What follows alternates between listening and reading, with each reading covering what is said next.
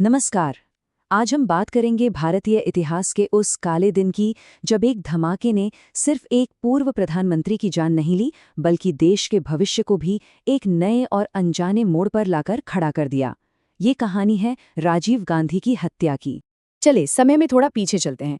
तारीख थी 21 मई साल 1991। ये एक आम सी दिखने वाली तारीख थी जो इतिहास में एक बहुत ही दुखद घटना के तौर पर दर्ज होने वाली थी। और जगह थी तमिलनाडु का श्रीपेरुम्बदूर, एक छोटा सा शहर जो बहुत बड़ी राजनीतिक उथल-पुथल का केंद्र बनने वाला था। सोचिए माहौल कैसा होगा। चुनावी उत्साह था, चारों तरफ रोशनी, लोगों की भीड़ और नारों का शोर। मतलब पॉलिटिकल एनर्जी अपने पीक पर थी, जो कुछ ही पलों में एक भयानक सन्नाटे में तब्दील होने वाली थी। और इस पूरी भीड़ के बिल्कुल सेंटर में थे भारत के पूर्व प्रधानमंत्री राजीव गांधी। उन्हें या वहां मौजूद किसी भी इंसान को इस बात का जरा भी अंदाजा नहीं था कि ये रात भारतीय इतिहास की सबसे चौंकाने वाली त्रासदियों में से एक बनने जा रही है। लेकिन सवाल ये है कि वो इस राजनीतिक मंच तक पहुंचे कैसे। राजीव गांधी की कहानी ना थोड़ी अलग थी। उनका राजनीति में आना कोई सोची समझी योजना नहीं थी, बल्कि ये तो हालातों का नतीजा था। देखिए, उनका सफर तो एक पायलट के तौर पर शुरू हुआ था, पॉलिटिक्स से कोसों दूर, एक बिल्कुल सादा जीवन। लेकिन फिर पहले उनके भाई संजय गांधी की मौत और उसके बाद उनकी मां प्रधानमंत्री इंदिरा गांधी की हत्या, इन घटनाओं ने उन्हें सीधा राजनीति के मैदान में उतार दिया। और देखते ही देखते 1984 तक वो भारत के सबसे युवा प्रधानमंत्री बन गए। मतलब एक ऐसा रास्ता जिस पर उन्हें किस्मत ने लाकर खड़ा कर दिया था। पर प्रधानमंत्री रहते हुए उनका लिया एक फैसला, वही उनके लिए सबसे बड़ा खतरा बन गया। एक ऐसा फैसला जिसके बीज हमारे पड़ोसी देश श्रीलंका में बोए गए थे। असल में हुआ ये था कि उनके कार्यकाल में भारत ने श्रीलंका के गृह युद्ध में दखल दिया और अपनी शांति सेना भेजी।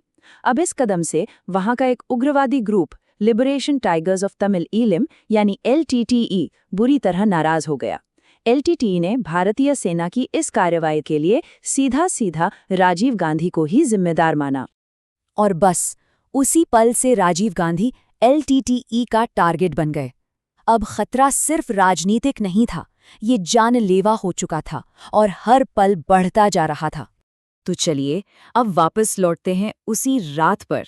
श्रीपेरुम्बदूर में माहौल बाहर से तो बिल्कुल जश्न जैसा था, पर अंदर ही अंदर एक बहुत ही घातक साजिश पक रही थी। राजीव गांधी भीड़ के बीच से आगे बढ़ रहे थे, चेहरे पर मुस्कान, लोगों का अभिवादन करते हुए, मालाएं पहनते हुए। तभी एक युवती उनकी तरफ बढ़ी। देखने में वो एक आम समर्थक ही लग रही थी, किसी को कोई शक नहीं हुआ। वो आगे झुकी जैसे उनके पैर छूने के लिए। और तभी एक जोरदार धमाके ने सब कुछ हिलाकर रख दिया।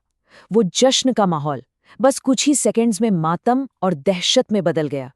वहां मौजूद एक चश्मदीद के शब्द ही उस मंजर को ठीक से बयां कर सकते हैं। अराजकता, धुआं, दहशत। कुछ ही सेकंड में सब कुछ बदल गया। सोचिए, इन चंद शब्दों में उस रात की पूरी भयावहता छिपी है। इस हमले ने सिर्फ एक नेता की जान नहीं ली थी, इसने भारत के पॉलिटिकल फ्यूचर की दिशा ही मोड़ दी। इसके बाद जो कुछ हुआ, उसने देश पर एक बहुत गहरा और स्थायी असर छोड़ा। जांच से ये बात साफ हो गई कि यह हमला LTTE की ही एक सदस्य ने किया था। ये एक सुसाइड बॉम्बिंग थी और मकसद बिल्कुल साफ था, बदला। इस एक घटना ने पूरे देश को झकझोर दिया और हमारे नेताओं की सुरक्षा पर बड़े गंभीर सवाल खड़े कर दिए। तो राजीव गांधी का वो अप्रत्याशित राजनीतिक सफर एक बहुत ही दुखद मोड़ पर आकर खत्म हुआ।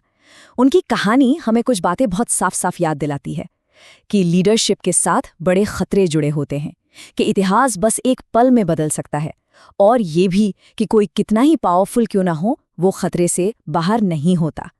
ये वो पल था जिसने भारतीय राजनीति को हमेशा हमेशा के लिए बदल दिया। और ये हमें एक बहुत बड़े सवाल के साथ छोड़ जाता है कि आखिर कैसे कोई एक पल किसी पूरे देश का इतिहास हमेशा के लिए बदल सकता है।